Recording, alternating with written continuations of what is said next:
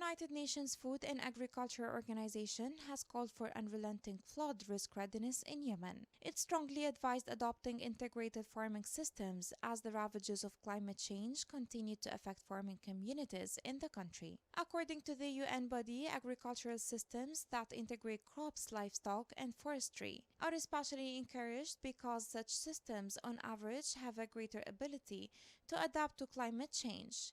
It pointed out that September outlook shows reduced impact of floods. However, it warned that widespread rainfall with isolated heavy downpours is still likely in some areas. According to the FAO forecast, incidence of waterborne diseases such as cholera and dengue fever has increased.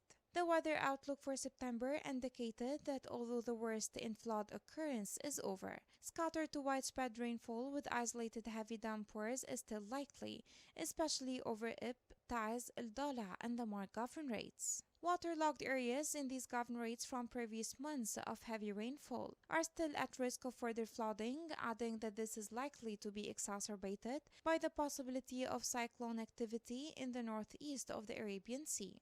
The outlook further pointed out that the August heavy rains continue to tear up critical infrastructure and livelihoods, with the total death toll in the first 10 days of the month reaching 90. It affirmed that devastating floods swept away hundreds of livestock, impacting livelihoods and driving families to poverty, adding that this will likely lead to shortages of milk and meat supplies and consequently affect nutrition. The meteorological review showed that from August 1 to 31, over 80% of Yemen experienced heavy rainfall, with large portions inundated as floods swept through the country. Rainfall was enhanced, leading to increased soil moisture of nearly 150% above normal, which boosted vegetation growth by over 60%, especially in western parts of the country.